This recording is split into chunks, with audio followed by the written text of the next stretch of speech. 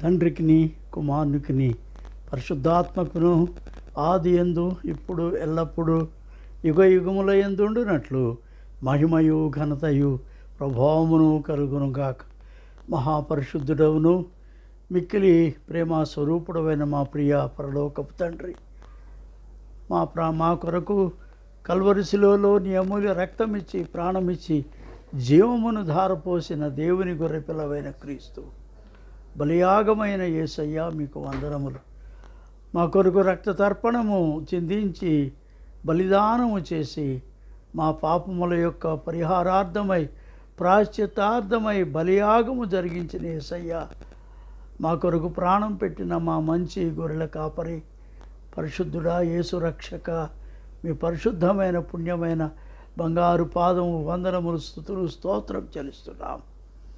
మమ్మను పరిశుద్ధపరిచి పావనపరిచి నూతనపరిచి నూతన సృష్టిగా మార్చి క్రీస్తు స్వారూప్యానికి క్రీస్తు పోలికకు మమ్మను మార్చుతూ ఉన్న మహిమ నుండి అధిక మహిమకు మమ్మను మరి అభివృద్ధి పరుస్తున్న పరిశుద్ధాత్మ దేవా, ఓ సర్వోన్నతంపు ఆత్మవైన దేవా, సత్యస్వరూపియగు ఆత్మగు దేవా, సర్వసత్యములోనికి మమ్మను నడిపించువాడా, మీ పరిశుద్ధ పుణ్యపాదములకు వందనములు స్తుతులు స్తోత్రములు స్తోత్రములు స్తోత్రములు దేవా.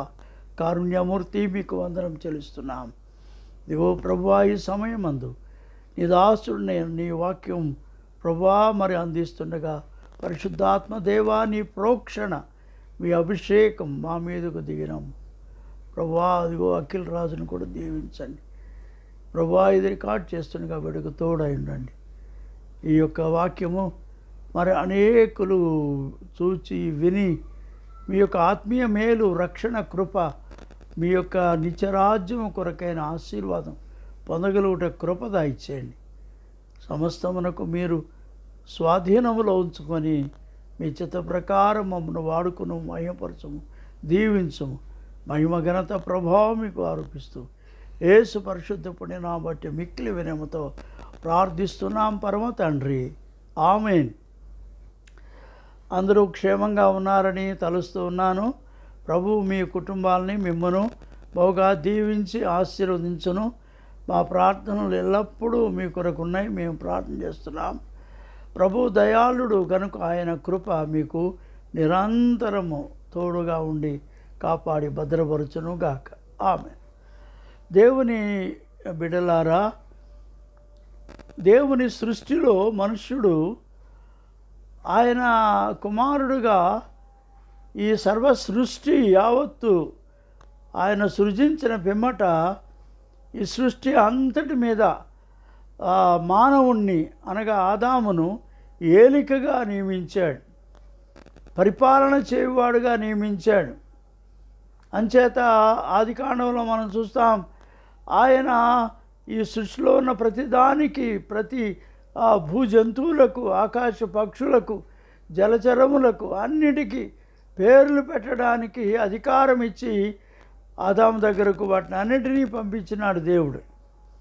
ఏలుబడి చేయాలి కాబట్టి ఆ మొదటి అధ్యాయం 28వ వచనంలో మనం చూస్తే ఆదికాండములో, మీరు మరి ఈ భూమిని మీరు ఫలించి అభివృద్ధి పొంది మీరు భూమిని నిండించి దాన్ని స్వాధీనపరచుకోండి, ఈ భూమి మీద ఉన్న సమస్తమును మీరు ఏలుబడి చేయమని దేవుడు చెప్పాడు.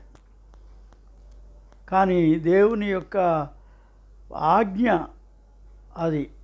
అయితే ఏలికగా ఉండవలసిన ఆదాము అతని ప్రకటెముక నుండి స్త్రీనిగా వచ్చి నిర్మించబడి ఆదాముకు అనుగ్రహించబడిన భార్యగా అవ్వ, వీరిద్దరూ కలిసి చేసిన పని ఏంటంటే ఏలికలుగా ఉండండి అంటే, మరి 3వ అధ్యాయం ఆదికాండంలో సైతాను మాట విని, అపవాది మాట విని వారు దేవుని ఆజ్ఞను అతిక్రమించారు, దేవుని మాటకు లోబడలేదు.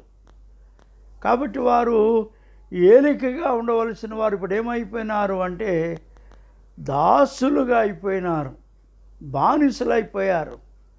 అపవాదికి, సాతానుకు బానిసలు, పాపమునకు బానిసలు, లోకాశలకు బానిసలు. ఈ లోక సంబంధమైన అన్నిటికి కూడా వారు బానిసలుగా అయిపోయినారు. ఏలికలుగా ఉండండి బాబు అంటే వారు దేవుని మాటను ధిక్కరించి తిరుగుబాటు చేసి ఆజ్ఞను అతిక్రమించి వారు బానిసలుగా దాసులుగా అయిపోయారు, సేవకులుగా అయిపోయారు. ఇదను దేవుడు ఆయన మహాప్రేమలో కృపలో ఆయన తాను హస్తములతో నిర్మించిన మనుష్యుడిని జ్ఞాపకం చేసుకుంటున్నాడు. ఈ మనుష్యుడు ఏలికగా ఉండాలి కదా, ఇట్లా మరి లోకానికి, పాపానికి, సాతానుకు, శరీరాశలకు బానిస అయిపోయినాడేంటి? కాబట్టి తిరిగి అతన్ని మరి దైవాధికారములోనికి తీసుకుని రావాలి. దేవుడి లోకములోనికి మానవ శరీరధారి అయి కృపాసత్య సంపూర్ణుడుగా కన్యామరియ గర్భమందు ఆయన మనుషుని యొక్క రక్తమాంసములలో పాలివాడై ఒక మనుష్యుడుగా ఈ లోకములో అవతరించినాడు, శరీరధారి అయినాడు. యేసుక్రీస్తు ప్రభువు యోర్దాను నదిలో బాప్తిసం పొందిన తర్వాత, పరిశుద్ధాత్మ చేత నింపబడిన తరువాత 40 దినాలు ఆయన అపవాది చేత శోధించబడిన పిమ్మట ఆయన మరి తన యొక్క పనిని ప్రారంభం చేసినాడు.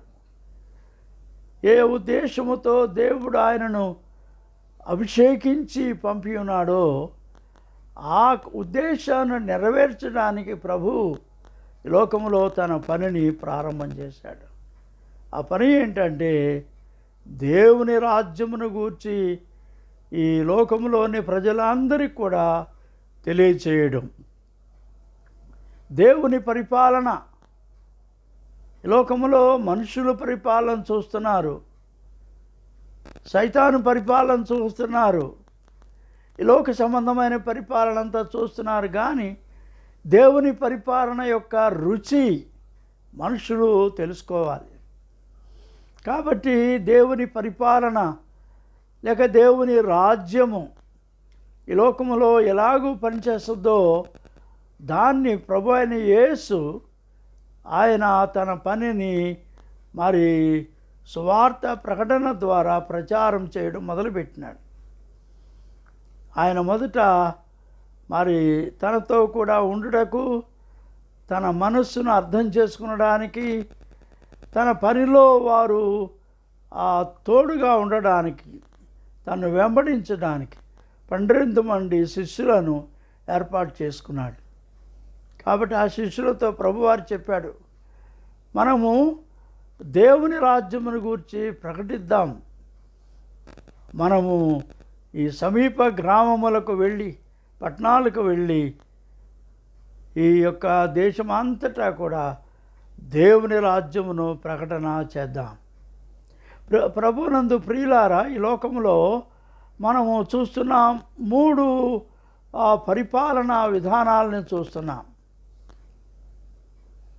3 రాజ్యం వెళ్తున్నారు. 3 రాజ్యాలు మనకు కనిపిస్తూ ఉన్నాయి. అది ఏంటంటే ఈ లోకములో లోకరాజ్యము అనేది ఒకటి ఉంది. యేసుప్రభు వారిని శోధిస్తూ అపవాది మరి ఎత్తైన కొండ మీదకు తీసుకొని వెళ్ళి 3వ శోధన ఈ లోకరాజ్యములన్నీ కూడా చూపించి, నీవు నాకు సాగిలపడి నాకు మొక్కితే ఈ లోకరాజ్యములన్నీ దీని మహిమ అంతా నీకు ఇచ్చేస్తాను నేను అని చెప్పని శోధిస్తూ ఉన్నాడు.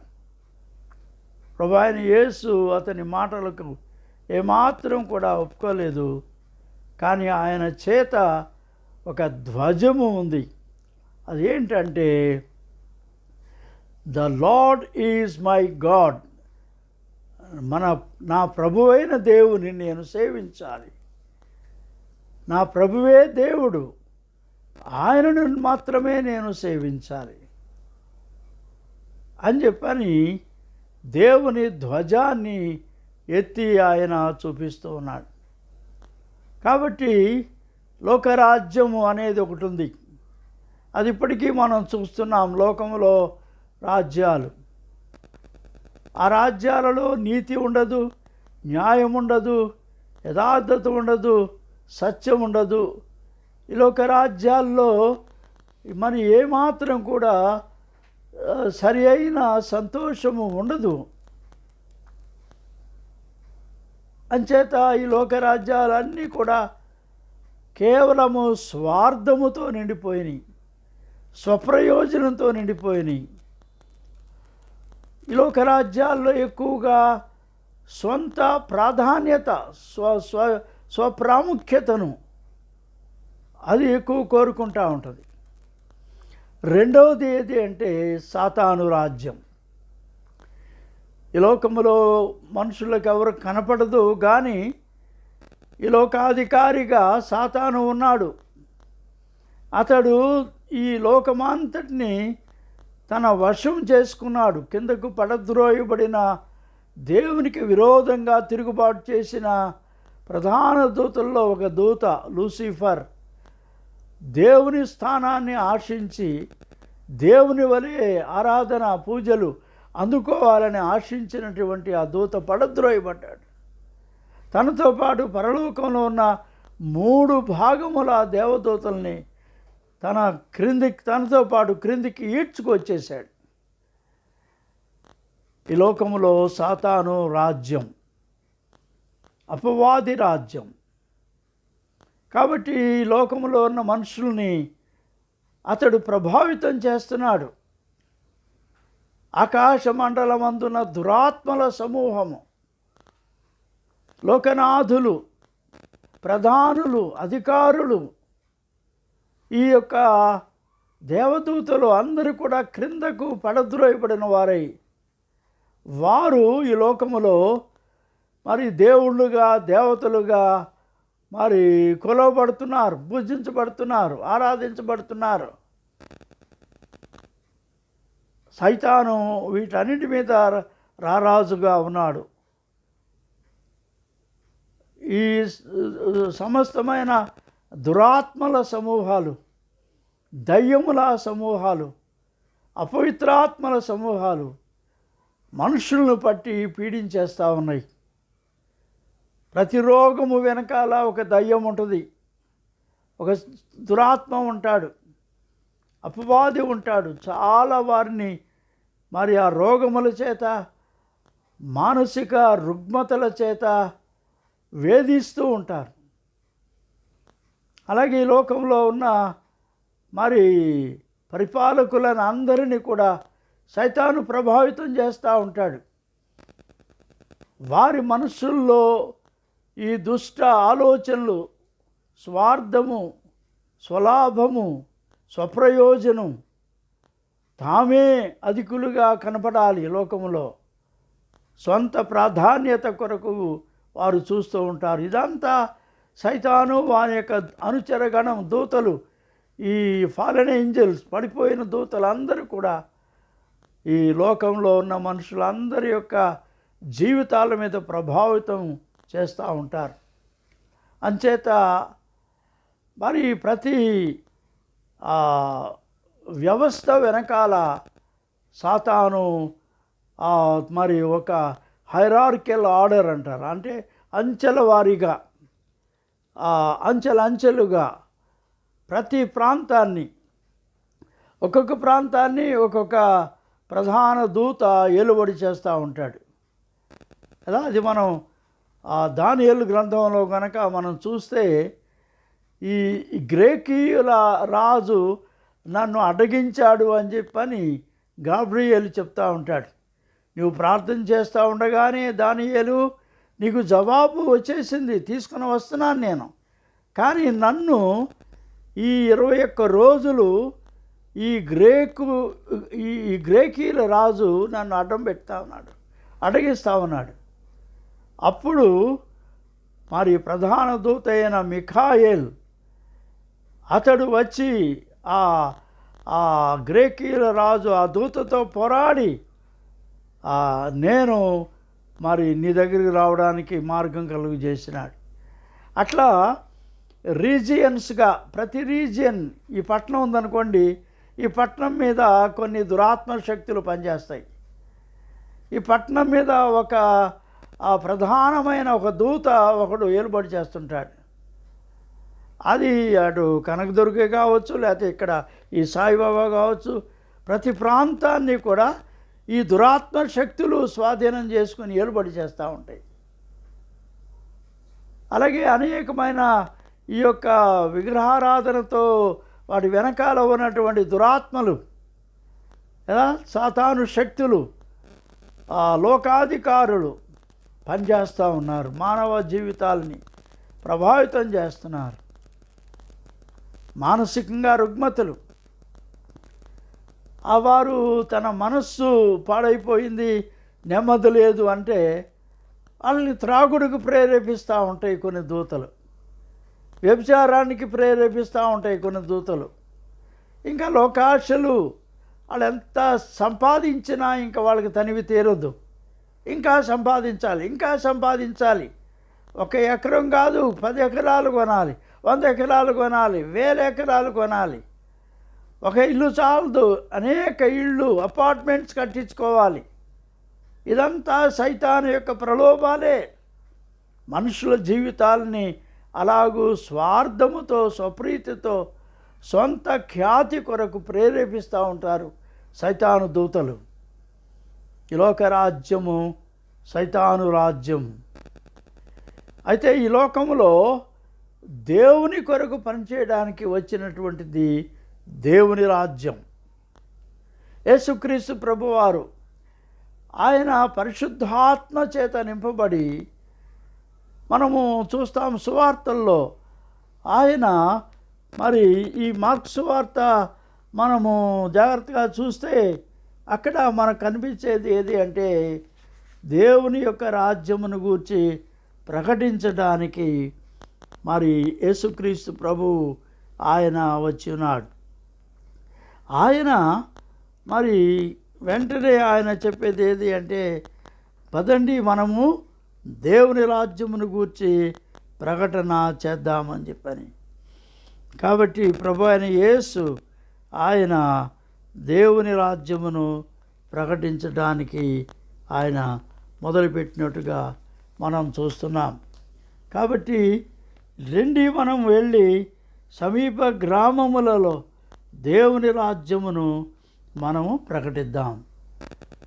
దేవుని రాజ్యములో ఏమున్నది? దేవుని రాజ్యములో 3 ఉన్నాయి.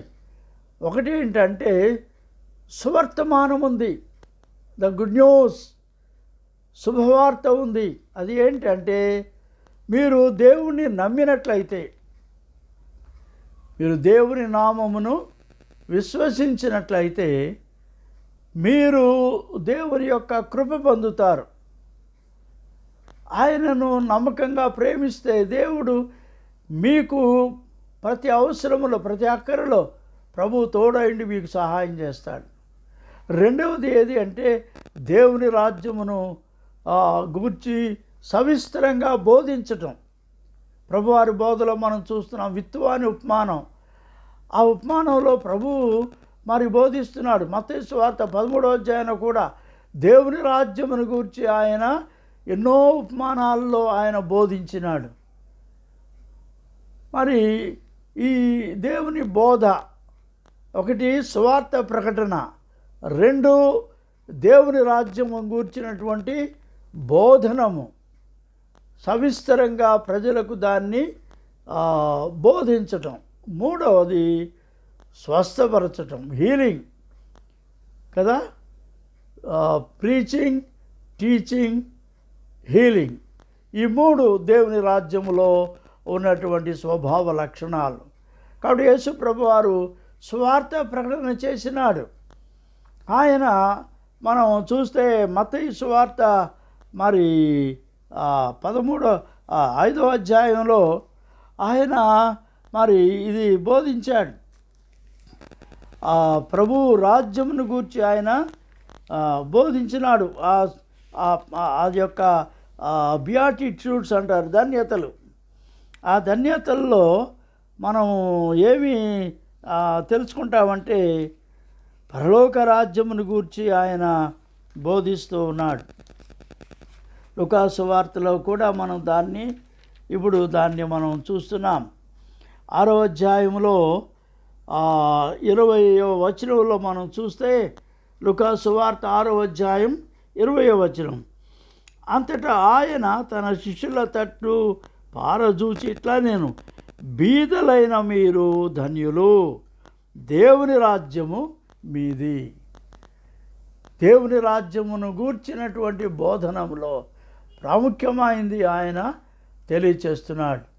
అదేంటంటే బీదలైన మీరు ధన్యులు అంటే ఈ లోక సంబంధంగా పదార్థాలు, డబ్బు, ఆస్తులు ఈ సంబంధించిన పేదరికం కాదు, ఆత్మ విషయమైన పేదరికం, స్పిరిచువల్ పావర్టీ అంటారు దాన్ని.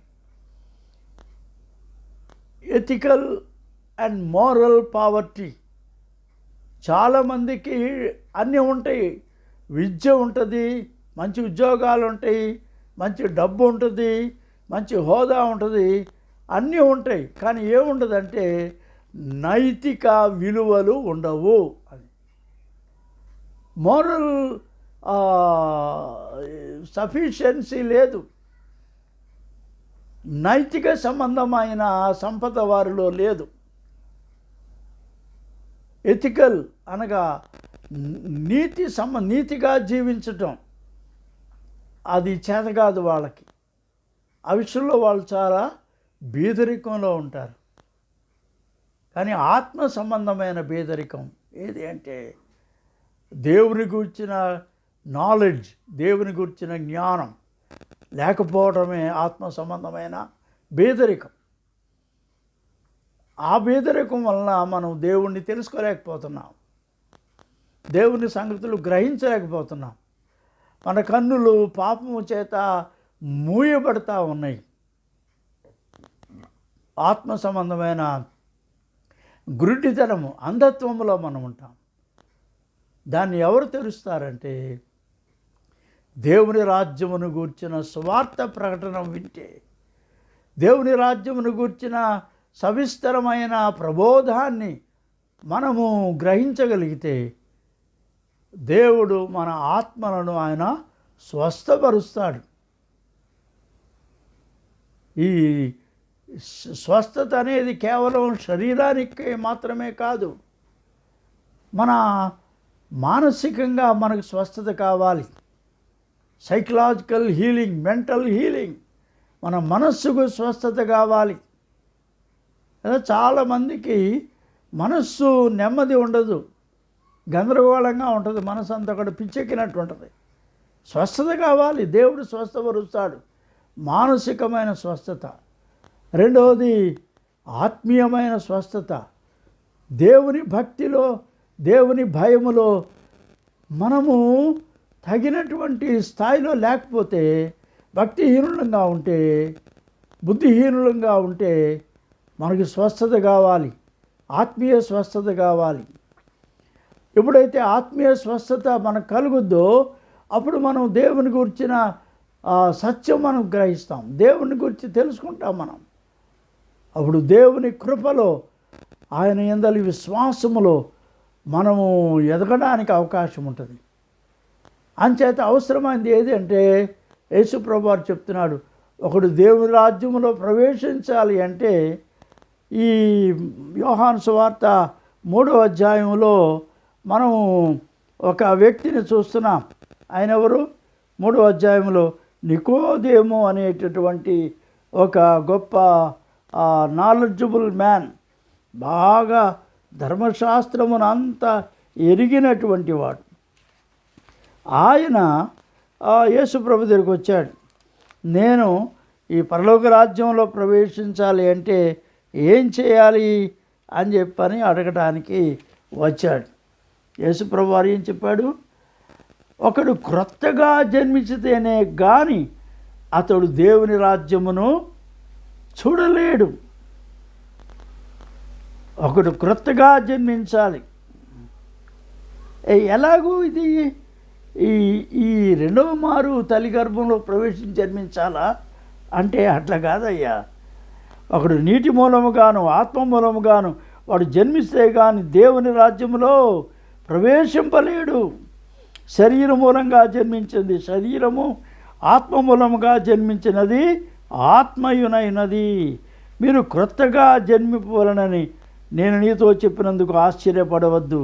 గాలి తనకిష్టమైన చోటును విసురును, నీవు దాని శబ్దము విందువే కానీ అది ఎక్కడి నుండి వచ్చునో ఎక్కడికి పోవునో నీకు తెలియదు. ఆత్మ మూలముగా జన్మించిన ప్రతివాడును అలాగే ఉన్నాడు అనేను. ఆత్మ మూలముగా జన్మించాలి.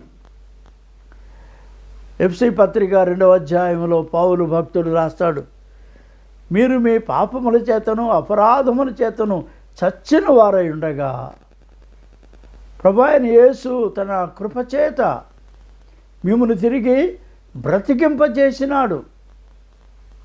నూతన జన్మము మీకు ఆయన ఇచ్చాడు. పరిశుద్ధాత్మ ఆత్మ మూలముగా మీరు జన్మించారు.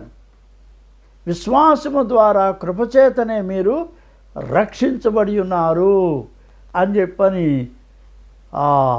భక్తుడైన పౌలు ఎఫెసీ సంఘానికి రాస్తున్నాడు. క్రొత్తగా జన్మించాలి ఒకడు. కాబట్టి దేవుని రాజ్యంలో ప్రవేశించాలి అంటే అవసరమైంది ఏది? ఒకడు తిరిగి పుట్టాలి, క్రొత్తగా పుట్టాలి కదా. మా నాన్నగారు క్రైస్తవుడేనండి, మా తాతగారు క్రైస్తవుడేనండి, అలాగే నేను కూడా క్రైస్తవుడేనండి అంటే సరిపోద్దా? చాలదు.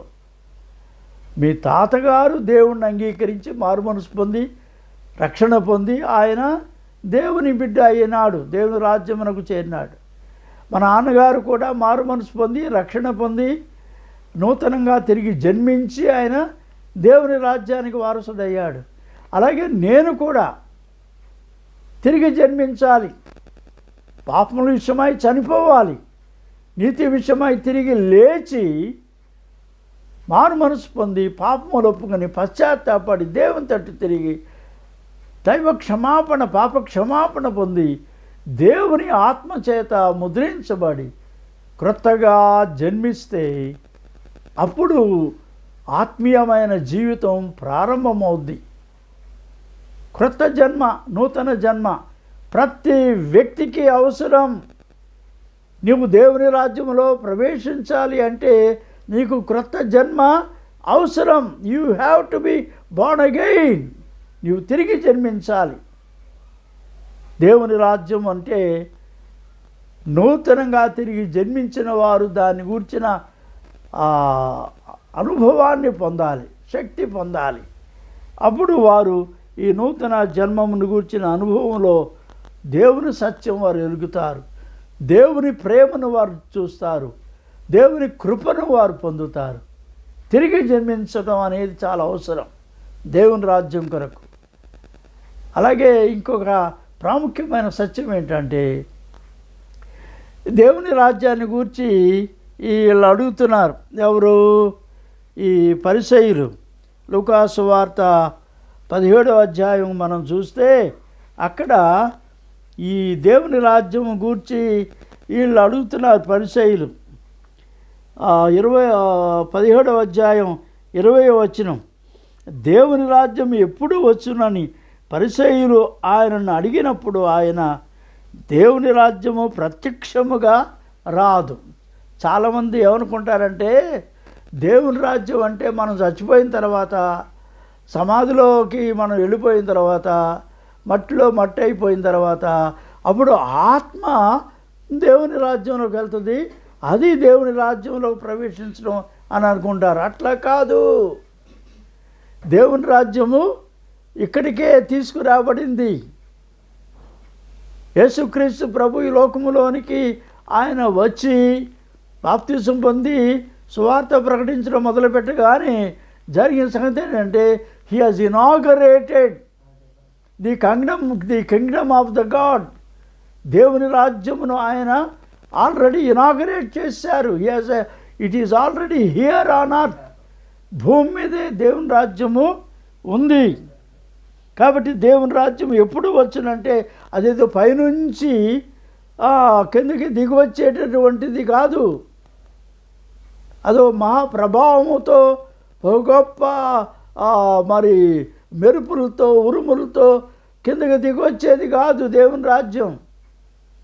దేవుని రాజ్యము యేసుక్రీస్తు ప్రభువు రాకతో ఈ లోకములోనికి ప్రవేశపెట్టబడింది. అది ప్రభువు చెప్తున్నాడు జవాబు 20వ వచనములో. ఆయన ఏమన్నా అంటే దేవుని రాజ్యం ఎప్పుడు వచ్చునని పరిసయ్యులు ఆయన అడిగినప్పుడు ఆయన దేవుని రాజ్యము ప్రత్యక్షముగా రాదు, ఎందుకనగా ఇదిగో దేవుని రాజ్యము మీ మధ్యనే ఉన్నది. అది మీతోనే ఉంది, ఇప్పుడు మీ మధ్య ఉంది. మీరు దేవుని రాజ్యంలో ఉన్నారు. ఆయన సువార్త ప్రకటించబడతా ఉంటే, ఎక్కడ దేవుని వాక్యం ప్రకటించబడతా ఉంది, ఎక్కడ దేవుని యందు నమ్మకం ఉంచిన విశ్వాసులు వారు సంఘముగా కూడి ప్రార్థన చేస్తూ ఉంటే వారి మధ్యలో దేవుని రాజ్యం ఉంది. ఈ లోకంలో ఉన్న క్రైస్తవ సంఘమే దేవుని రాజ్యము. దేవుని సంఘమే దేవుని రాజ్యము యొక్క మరి స్వభావముతో ఈ లోకంలో ఉంది.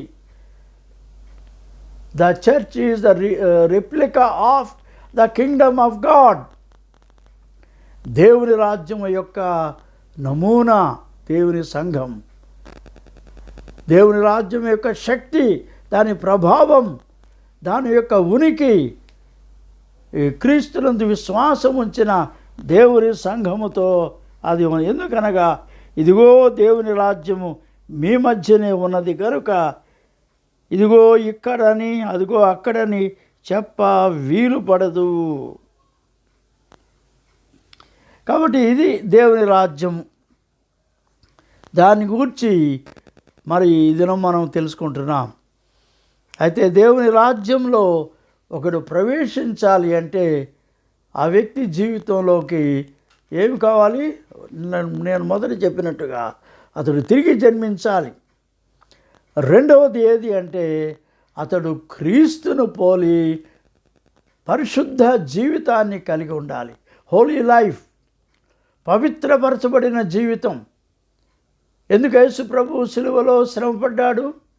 ఎందుకు యేసు ప్రభు సిలువలో రక్తము చిందించినాడు? ఎందుకు యేసు ప్రభు మన యొక్క శాపమైన మన యొక్క పాపమైన మరణమును ఆయన అనుభవించినాడు అంటే ఆయన మనలను పవిత్రపరచడానికి, శుద్ధీకరించడానికి, మన పాపములను తుడిచివేయడానికి, కడిగివేయడానికి, మన అంతరంగమును పవిత్రపరచడానికి. అంచేత పాపము నుండి మనకు కలిగే పరిహారము ఎట్లా అంటే ఈ లోకములో నదుల్లోనూ సముద్రాల్లోనూ ఈ మునిగితే పాప ప్రక్షాళన జరగదు, పాపము కడిగివేయబడదు, తుడిచివేయబడదు. కానీ పాపమును కడిగివేయు శక్తి కేవలము యేసుక్రీస్తు ప్రభు రక్తమునకే ఉన్నది. హల్లెలూయా! యేసు ప్రభు రక్తమే మన పాపములు కడిగివేస్తుంది, మన దోషములన్నీ కడిగి మనలను పవిత్రపరుస్తుంది. కాబట్టి దేవుని రక్తం, యేసు రక్తం మన పాపములను కడిగి మనలను పవిత్రంగా చేస్తుంది. నాటకాలు వేసేవాడు, డ్రామాలు వేసేవాడు పాతకాలంలో ముఖాలకి కోటింగ్ కొట్టుకుంటారు, రంగు వేసుకుంటూ ఉంటారు కోటింగ్. అది నేను చిన్నప్పుడు వేసేవాడిని నాటకాలు. అది మొహం కోటింగ్ కొట్టుకుంటారు. కోటింగ్ కొట్టుకున్న తర్వాత ఎట్లా పోద్ది? గుడితో తుడిస్తే పోద్దా? పోదు. నీళ్ళతో కడిగితే పోద్దా? పోదు. సబ్బుతో కడిగితే పోద్దా? పోదు. ఎట్లా కడగాలి? ఏం చేయాలి అంటే ఆయన చెప్పాడు, ముసలాయన వచ్చే, బాబు అది ఎట్లా పోదు కానీ ఒక పని చేయి, ఇంటికి వెళ్ళి కొంచెం కొబ్బరి నూనె తీసుకొని ఆ నూనెతో మొహం అంతా రాసుకొని అయ్యా అప్పుడు శుభ్రంగా మొహం కడుక్కో, తగ్గుద్ది. అప్పుడు మాకు కావాలంటే సబ్బుతో కడుక్కో, కానీ ముందు ఎందుకు కడగాలి? కొబ్బరి నూనెతో కడుక్కో. అలాగా, అంతే. నూనెతో కడుక్కు నూనె రాసుకుంటే మొహానికి నిండా, అప్పుడు గుడ్డతో తుడిస్తే మొత్తం పోద్ది కదా. బురదలో మనం నడుస్తూ ఉంటే బురదలో మనం మన కాళ్ళకు బురద అయితే ఎట్లా పోతుంది, నీళ్ళతో గడిగితే పోద్ది. కానీ బట్టలకి కొంచెం తారు అంటుకుంది అనుకోండి, ఎట్లా పోద్ది? తారు పోద్దా? పోదు. దానికి ఏం చేయాలి? కిరసనాలు పోయాలి దాని మీద. కిరసనాలతో గడిగితే తారు పోద్ది. అంచేత ప్రతిదానికి ఇప్పుడు ఈ రూపాయి నోట్లకి మురికి అవుద్ది, మైలు అవుద్ది. ఎట్లా పోద్ది? పెట్రోల్తో వాష్ చేయాలి. కొన్నిసార్లు మన బట్టలు బాగా మురికి అవుతాయి, దాన్ని ఏం చేయాలి? పెట్రోల్ వాషింగ్కి ఇవ్వాలి. ఆ పెట్రోల్ వాష్తో అవి మురికి అంతా పోద్ది కదా. అట్లాగే ప్రతిదానికి ఒకటి ఉంది. పాపమును కడగడానికి లోకములో యేసు రక్తం, సిలువలో ప్రభు అయిన యేసు చిందించిన ఆ పవిత్రమైన, నిష్కళంకమైన, నిర్దోషమైన ఆ గొర్రెపిల్ల వంటి ఆయన రక్తమే మన పాపముల నుండి మనలను శుద్ధీకరిస్తుంది, మనల్ని పవిత్రపరుస్తుంది, మనల్ని పరిశుద్ధపరుస్తుంది. పరిశుద్ధపరచబడిన జీవితాలతో మనము యేసుక్రీస్తు ప్రభువును వెంబడించగలుగుతాం. అంచేత ఈ దేవుని రాజ్యములో ఎవరు ప్రవేశిస్తారు? పరిశుద్ధులు ప్రవేశిస్తారు. యేసు రక్తములో కడగబడిన వారు తమ యొక్క గొర్రెపిల్ల రక్తములో తమ వస్త్రములను ఉతుకుకొని వాటిని తెలుపు చేసుకున్నవారు. ప్రకటన గ్రంథం 7వ అధ్యాయంలో ఆ మాటలు మనకు కనిపిస్తాయి. ఈ వారందరూ తెల్లని వస్త్రములు ధరించుకున్నది. ఎవరు వీళ్ళంటే వీరు మహాశ్రమలలోంచి వచ్చారు. గొర్రెపిల్ల రక్తములో తమ వస్త్రం ఉతుక్కొని వాటిని తెలుపు చేసుకున్నారు.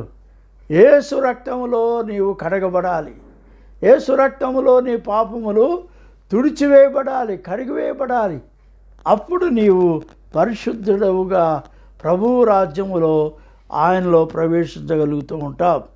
అంచేత అది చాలా ప్రాముఖ్యమైనటువంటి విషయం. అంచేత ఈ లోకములో ప్రభువును వెంబడించాలి అంటే, ఈ లోకములో మనము దేవుని వాక్యం ఈ దినం మరి మనకు ఉన్న సువార్త పాఠం ఏది అంటే, మత్తయి సువార్తలో మరి 10వ అధ్యాయం 37-38 వచనాల్లో కనుక మనం చూస్తే అక్కడ ఈ దినం కొరకైన సువార్త పాఠం, ఆదివారం కొరకైన సువార్త పాఠాన్ని మనం అక్కడ కనుగొంటాం. ఏమి వ్రాయబడింది అక్కడ? దేవుని మాటలు. మత్తయి సువార్త 10వ అధ్యాయం 37-38 వచనాలు. తండ్రినైనను తల్లినైనను నాకంటే ఎక్కువ ప్రేమించువాడు నాకు పాత్రుడు కాడు. కుమారుడైనను కుమార్తెనైనను నాకంటే ఎక్కువగా ప్రేమించువాడు నాకు పాత్రుడు కాడు. తన సిలువ ఎత్తుకొని నన్ను వెంబడింపనివాడు నాకు పాత్రుడు కాడు. తన ప్రాణమును దక్కించుకునేవాడు దాన్ని పోగొట్టుకును గాని నా నిమిత్తము తన ప్రాణమును పోగొట్టుకునేవాడు దాన్ని దక్కించుకొనును. యేసుక్రీస్తు ప్రభువును వెంబడించాలి అంటే మనము ఏమి చేయాలి? మన సిలువ ఎత్తుకొని మనం ఆయన్ని వెంబడించాలి. సిలువ 3 రకాలుగా ఉంటుంది.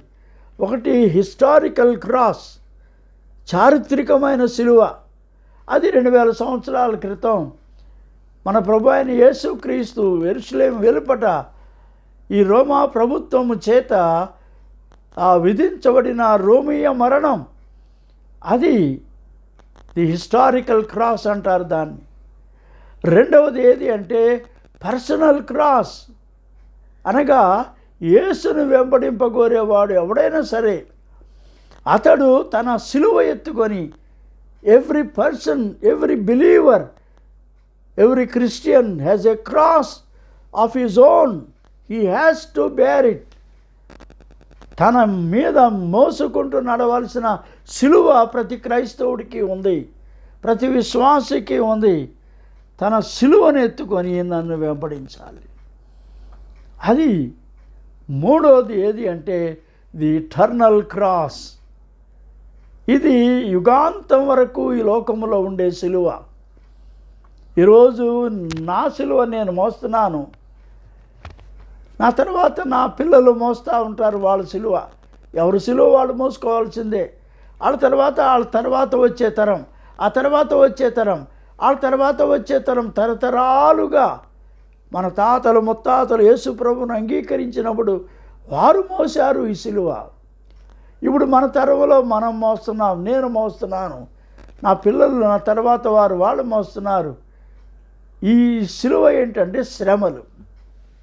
క్రీస్తు కొరకు శ్రమ పడ్డం. దేవుని రాజ్యము అంటే ఏంటి? శ్రమలు కదా. అది అపోస్తుల కార్యములో మనం చూస్తే 14వ అధ్యాయంలో అక్కడ భక్తుడైన పౌలు ఈ మాటలు మనకు తెలియచేస్తున్నాడు.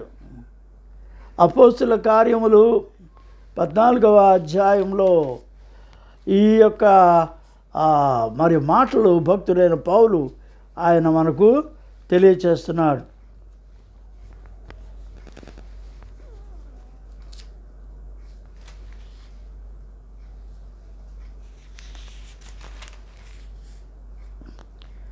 పద్నాలుగవ అధ్యాయం అపోస్తుల కార్యములు 22వ వచనం.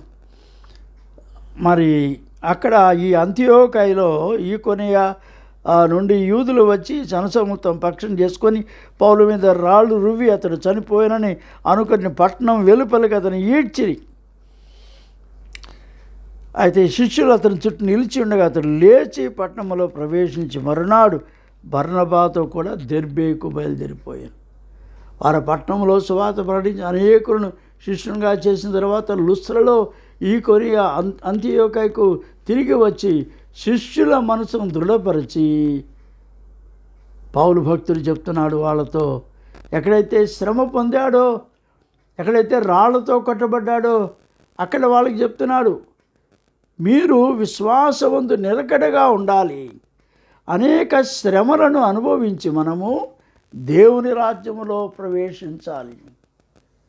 దేవుని రాజ్యం అని చెప్పనంటే ఇదేదో మనకి ఆ వైభవము, మరి గొప్ప కీర్తి ప్రతిష్టలు సన్మానాలు సత్కారాలు ఈ చేయబడేది కాదు.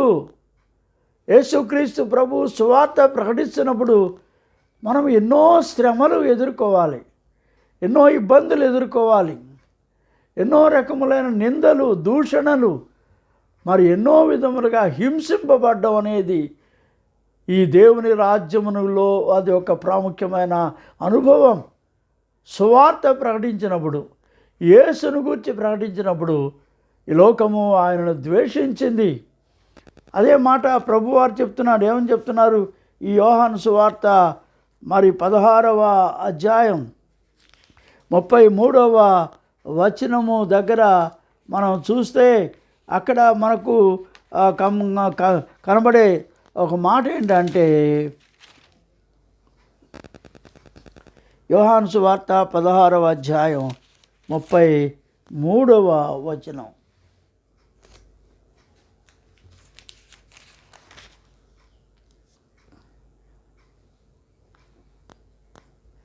లోకములో మీకు శ్రమ కలుగును, అయినను ధైర్యము తెచ్చుకొనుడి, నేను లోకమును జయించి ఉన్నాను అనేను.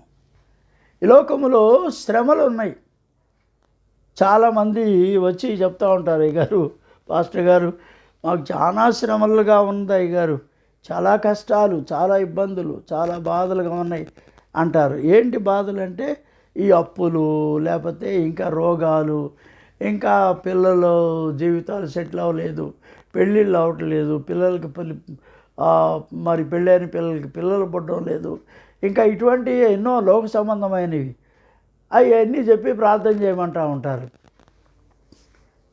కానీ ఈ బాధలు కాదు, ఇవన్నీ మామూలుగా ఉండేవి. కానీ అసలు సిసలైన శ్రమ ఏది అంటే యేసుక్రీస్తు ప్రభువును గూర్చి మనం ప్రకటిస్తున్నప్పుడు, ఇతరులతో మాట్లాడుతున్నప్పుడు మనకు కలిగేటటువంటి శ్రమ, మనకు కలిగే వేదనలు. క్రైస్తవుడు అయినందుకు ఒకడు శ్రమ అనుభవిస్తూ ఉంటాడు. క్రీస్తుని గురించి మాట్లాడుతూ ఉంటే నిందిస్తారు, హింసిస్తారు, దూషిస్తారు. మరి భక్తుడైన పౌలు తిమోతికి వ్రాస్తూ ఉన్నాడు. ఈ తిమోతి 2వ పత్రిక తిమోతి పత్రికలో అతడు ఏం రాస్తాడంటే, తిమోతి 2 తిమోతి 1 అధ్యాయం 12 వచనం, ఈ హేతువు చేత ఈ శ్రమలను అనుభవించుచున్నాను గాని నేను నమ్మిన వాని ఎరుగుదును గనుక సిగ్గుపడను. శ్రమను అనుభవిస్తున్నాను. ఎవరి కొరకు? క్రీస్తు కొరకు శ్రమ అనుభవిస్తున్నాను. నేను యేసుప్రభు గురించి ఇతరులకు చెప్తున్నాను, మాట్లాడుతున్నాను. నాకు తెలిసిన ఒక ఆయన ఉన్నాడు. ఆయన తన ఆఫీస్లో ఎప్పుడు కూడా చాలా ఖచ్చితంగా ఉంటాడు, లంచం తీసుకోడు, అన్నీ కూడా చక్కగా తన పని తాను చాలా నీతితో న్యాయంతో యథార్థంగా చేస్తూ ఉంటాడు. ఆ ఆఫీస్లో ఉన్న వాళ్ళందరికీ అతను చూస్తే చాలా బాధ, చాలా కంటగింపుగా ఉంటుంది. అందరూ కూడా అతను చూస్తున్న, ఇదిగో వస్తున్నాడు రా బాబు, నీతిమంతుడు, ఇతడే న్యాయవంతుడు, యథార్థవంతుడు రా బాబు అని చెప్పని సూటిపోటి మాటలు చెప్తూ ఉంటారు. అని అతని దగ్గరికి వచ్చిన వాళ్ళు అతని పని నమ్మకంగా చేస్తాడు. ఒక్క పైసా కూడా లంచం తీసుకోడు, ఒక పైసా కూడా అతను ఇతరులది ఆశించడు. వాళ్ళందరికీ చాలా బాధ ఏంటంటే, అరే ఆ సీట్లో కనుక నేనుంటే మరి ఎంత డబ్బు సంపాదించేవాడినో, ఎన్ని బిల్డింగులు కట్టుకునేవాడినో, ఎన్ని ఎకరాలు పొలం కొనేవాడినో, ఎంత బంగారం, ఎంత వెండి, ఎన్ని నగలు చేయించేవాడినో భార్యకి, నా పిల్లల్ని ఎంత గొప్పగా చదివించేవాడినో. నేను ఆ సీట్లో లేకుండా పోయానే, అయ్యో అని చెప్పని ఆఫీసులో ఉన్న వాళ్ళందరూ బాధపడుతున్నాడు. ఎప్పుడు వీడు పోతాడా, ఎప్పుడు వీడు ట్రాన్స్ఫర్ అవుతాడా, ఎప్పుడు వీడిని ఇక్కడి నుంచి కదిలించేద్దామా అని చెప్పని ఇదిలోనే ఉంటారు. కానీ అతడు ఎంతో నీతిమంతుడిగా ఉన్నాడు, న్యాయవంతుడిగా ఉన్నాడు. కానీ అతన్ని అందరూ కూడా నిందిస్తూ ఉంటారు, అవహేళన చేస్తారు, అపహాస్యం చేస్తారు. అరే ఆ సీట్లో కనుక నేనుంటేనా ఎంత సంపాదించేవాడినో, నీకేం తెలుసయ్యా, సంపాదించడం చేతగానివాడు నువ్వు అని ఎన్ని మాటలు అంటారు అని నవ్వేసి ఊరుకుంటాడు అతను. అంతే. అది తెలిసినటువంటి ఒక అతను ఉన్నాడు. ఆ అబ్బాయి తన పోర్ట్లో ఉద్యోగానికి వెళ్తూ నా దగ్గరికి వచ్చాడు, ప్రార్థన చేశాను. వెళ్ళాడు, ఆ ఇంటర్వ్యూలో సెలెక్ట్ అయ్యాడు, ఉద్యోగం సంపాదించుకున్నాడు. నెల తిరిగిపోయింది, నెల జీతం వచ్చింది. ఆ జీతం తీసుకొచ్చి నా చేతిలో పెట్టి, అయ్యారు ప్రార్థన చేయండి, ఇది నా ప్రథమ ఫలం, ఇది నా యొక్క మొట్టమొదటి జీతం, ఇది కానుకగా ఇచ్చేస్తున్నాను అన్నాడు. సరేనయ్యా అని అతని కొరకు ప్రార్థన చేసి, అది ఆ తర్వాత వచ్చే ఆదివారం మందిరంలో కానుక పెట్టిలో వేసేసాను నేను. అది అయిపోయింది. ఆ తర్వాత వచ్చి ఆ 2వ నెలలో జీతం వచ్చింది. దానిలో నుంచి అతను ఏం చేశాడు, దశమ భాగం తీసుకుని వచ్చి నా చేతికి ఇచ్చేసి, అయ్యారు ప్రార్థన చేయండి అన్నాడు. అది ఎప్పుడైతే ప్రార్థన చేశానో ఆ దశమ భాగం తీసుకున్నాను. తర్వాత ఇంట్లో రేపు ఆదివారం చర్చిలో వేస్తాను లేవయ్యా అని చెప్పని పంపించేశాను. అంతే. ఆ సాయంకాలం వాళ్ళ నాన్న పరిగెత్తుకొచ్చాడు నా దగ్గరికి. ఏమండి పాస్టర్ గారు, ఇది మీకు న్యాయంగా ఉందా? మా ఇంట్లో మాకు ఎంతమంది పిల్లలు, వాళ్ళందరికీ బట్టలు వస్తువులు కొనాలి, చదివించాలి, ఫీజులు కట్టాలి, వాళ్ళకి బస్ ఛార్జీలు ఇవ్వాలి, ఎంత ఖర్చు ఉంటుంది పాస్టర్ గారు. ఇదిగో వీడు నా పెద్ద కొడుకు, వీడేమో తీసుకొచ్చి అంతా మీకు ఇచ్చేస్తున్నాడు అంటే నేనన్నాను, మూర్తి గారు మీరేం భయపడొద్దు, అతను చేసే పని మంచిది, అతన్ని ఆటంక పెట్టొద్దు. దీనివలన రాబోయే కాలంలో దేవుడు మిమ్మల్ని ఆశీర్వదిస్తాడు. అట్లాగే చెప్తారులేండి మీ పాస్టర్లో అని చెప్పని ఆయన మాట్లాడుకుంటూ వెళ్ళిపోయాడు.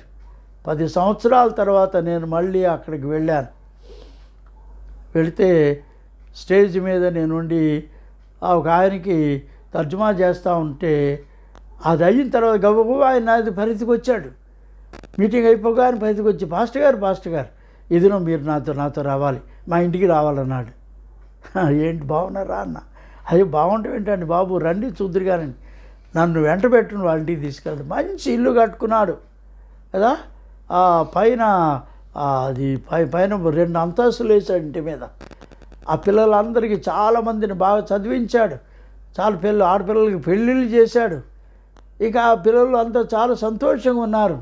పాస్టర్ గారు, ఆ రోజు నేను మిమ్మల్ని దూషించాను, దయతో నన్ను క్షమించండి, దేవుడు మమ్మల్ని వదిలిపెట్టలేదు, మమ్మల్ని ఆశీర్వదించాడు అని చెప్పన్నాడు. దేవుని బిడ్డలారా, ఈ లోకంలో మరి క్రీస్తు కొరకు నిలబడాలి, నీతిగా నిలబడాలి, న్యాయంగా నిలబడాలి. ఇంకొక మాట పౌలు తిమోతికి వ్రాస్తా ఉన్నాడు. 2వ తిమోతి 3వ అధ్యాయం 12వ వచనం. 2వ తిమోతి 3వ అధ్యాయం 12వ వచనం.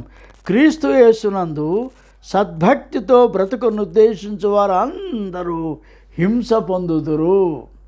క్రీస్తు యేసునందు సద్భక్తితో బ్రతుకును ఉద్దేశించు వారు అందరూ హింస పొందుదురు. కాబట్టి ఇది ఈ శ్రమలు దేవుని రాజ్యం కొరకు, ఈ శ్రమలు క్రీస్తు కొరకు. క్రీస్తు కొరకు శ్రమపడ్డం, దేవుని రాజ్యం కొరకు శ్రమపడ్డం, ఇది క్రైస్తవుని యొక్క మహాభాగ్యం. ఆది క్రైస్తవ సంఘం వాళ్ళు క్రీస్తును ప్రకటించినందుకు వాళ్ళు చెరసాల్లో వేయబడ్డారు, హింసించబడ్డారు, దూషించబడ్డారు, అవమానించబడ్డారు. ఆనాటి మత నాయకులు, మరి యాజకులు, ప్రధాన యాజకులు, పరిసయ్యులు, శాస్త్రులు అందరూ వాళ్ళని చాలా గట్టిగా గద్దించారు. మీరు ఇది ప్రకటించకూడదు, మీరు యేసు నామమున ప్రకటించకూడదని ఖండితంగా వాళ్ళకి ఆజ్ఞాపించారు. కానీ వాళ్ళు అన్నారు, దేవుని మాట వినుట కంటే మీ మాట వినుట దేవుని దృష్టికి యోగ్యమా చెప్పండి మీరే అని చెప్పని, మేము యేసును గురించి ప్రకటించకుండా ఉండలేం అని ఖరాఖండిగా చెప్పేసి వచ్చారు. చాలా శ్రమలు అనుభవించినారు ఆది క్రైస్తవ సంఘం. వారందరూ కూడా వచ్చి మరి ప్రార్థన సంఘంలో కూడికలో ప్రార్థన చేసిన వారు ఏం చేశారంటే, క్రీస్తు కొరకు ఇటువంటి శ్రమ అనుభవించడం అనేది ఇది ఎంత గొప్ప ధన్యత అని వాళ్ళు సంతోషిస్తున్నారు. క్రీస్తు శ్రమలలో వారు ఆనందిస్తున్నారు. చివరగా మరి దేవుని యొక్క వాక్యములో పేతురు పత్రిక మరి 4వ అధ్యాయం, 1 పేతురు 4వ అధ్యాయం 1వ వచనం. క్రీస్తు శరీరమందు శ్రమపడెను గనుక మీరును అట్టి మనస్సును ఆయుధముగా ధరించుకొనుడి. యేసుక్రీస్తు ప్రభు శ్రమపడ్డాడు. దేని కొరకు? మనుషులందరి యొక్క రక్షణ కొరకు, పాపక్షమాపణ కొరకు.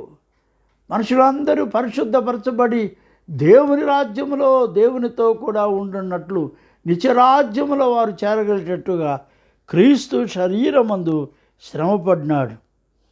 అలాగే శరీర విషయంలో శ్రమపడినవాడు శరీరమందు జీవించిన మిగిలిన కాలం ఇక మీదట మనుజాశలను అనుసరించి నడుచుకొనక దేవుని ఇష్ట ప్రకారముగా నడుచుకున్నట్లు పాపముతో జోలి ఇక ఏమీ లేక ఉంటాం. ఎందుకంటే ఈ లోకములో పాపం వలన మనుషులకు కలిగే ఏంటి? పోకిరి చేష్టలు, దురాశలు, మద్యపానము, అల్లరితో కూడిన ఆటపాటలు అంటే సినిమాలు, త్రాగుబోతుల విందులు, చేయదగ్గర విగ్రహ పూజలు మొదలైన వాటి యందు నడుచుకొనుటకు అన్ని జనుల ఇష్టము నెరవేర్చుచుండుటకు గతించిన కాలమే చాలును. ఆ దుర్వ్యాపారంలో వారితో కూడా పరిగెత్తలేకపోయినందుకు వారు ఆశ్చర్యపడుచు మిమ్మల్ని దూషించున్నారు. సజీవులకును మృతులకు తీర్పు తీర్చుటకు సిద్ధముగా ఉన్న వారి ఎదుట వారు ఉత్తరవాదులై ఉన్నారు. కాబట్టి ఈ యొక్క దేవుని బట్టి ఎవరైతే జీవిస్తున్నారో వారు శరీరమందు శ్రమ పడతాం, మనస్సులో చాలా గాయాలు చేస్తారు, నిందలేస్తారు, ఎన్నో అవమానాలు, దూషణలు, తిరస్కారములు.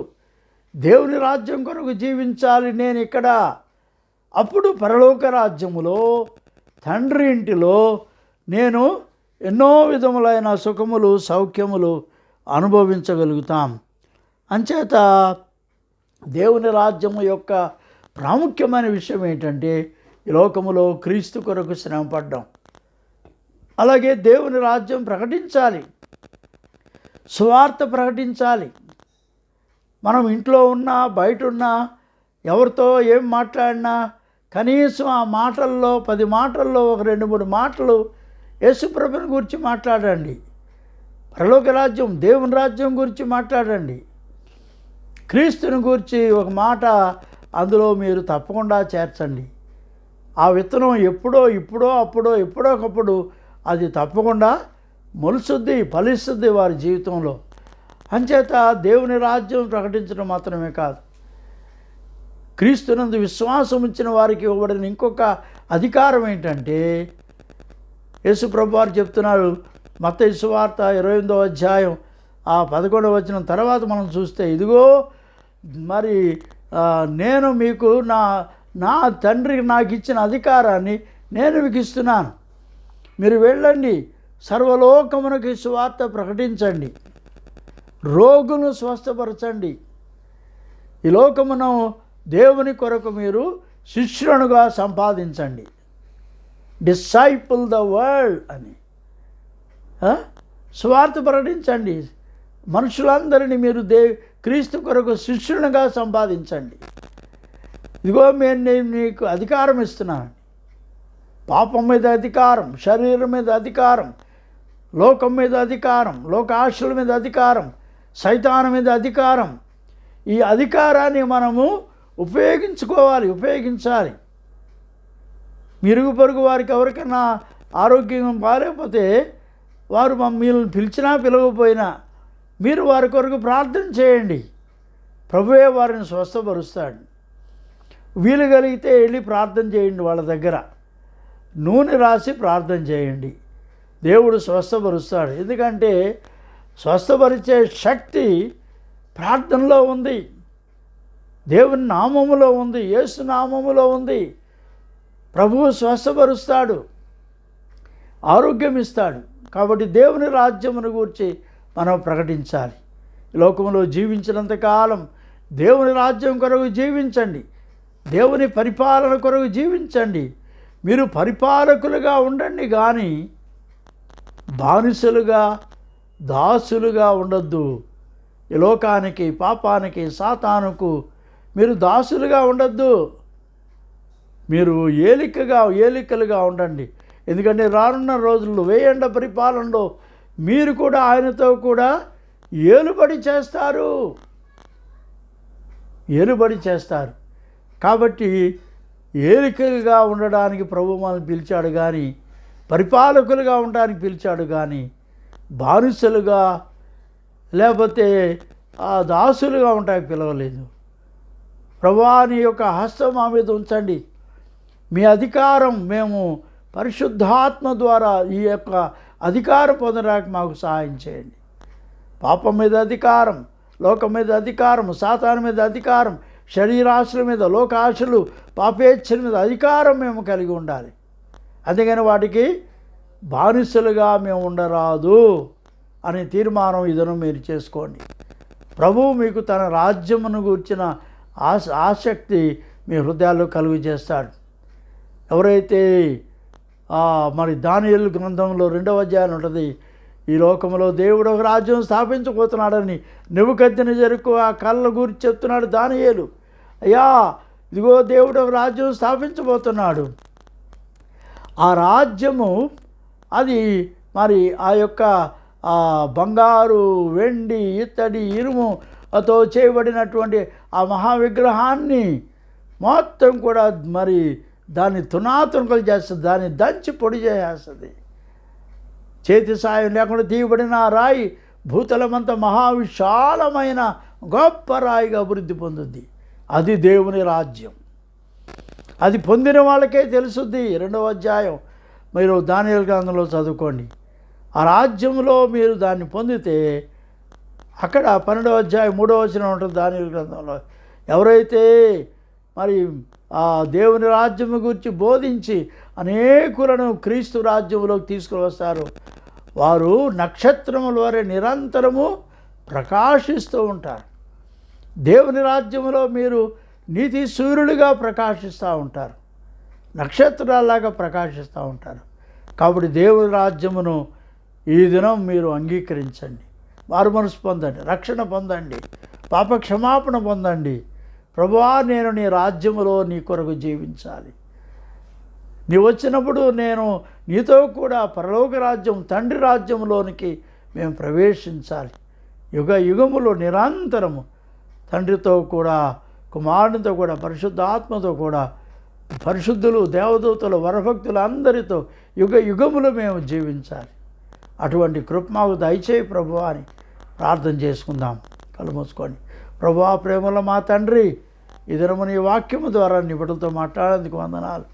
ఓ పరిశుద్ధాత్మ దేవా, మీరు నాలో ఉండి నాతో ఉండి బోధించినందుకు వందనాలు. దేవుని రాజ్యమును గురించి ప్రజలు చక్కగా గ్రహించిన కృపత ఇచ్చేయండి.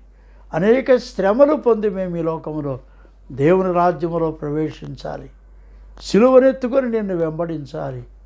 ఈ శ్రమలలో ప్రభువా, మేము క్రీస్తు యొక్క మహిమ మేము అనుభవిస్తూ ఉండాలి. కృప చూపండి ప్రభువా, దయ చూపండి ఆయన. మీ రక్తములో మమ్మల్ని కడిగి పరిశుద్ధపరచండి, పవిత్రంగా చేయండి. యేసు రక్తం మమ్మల్ని పవిత్రపరిస్తే మేము పరిశుద్ధంగా నీ నిత్య రాజ్యములో చేరగలుగుతాం. కృపద ఇచ్చేయమని యేసు పుణ్యనామం బట్టి మిక్కిలిగా ప్రార్థిస్తున్నాను పరమ తండ్రి, ఆమెన్. ఇప్పుడు తండ్రి, కుమారుడు, పరిశుద్ధాత్మయునయున్న సర్వశక్తి గల ప్రభు దీవెన సదా మీకు తోడయుండి ప్రభు మిమ్మల్ని కాపాడి దీవించును గాక. ఆమెన్.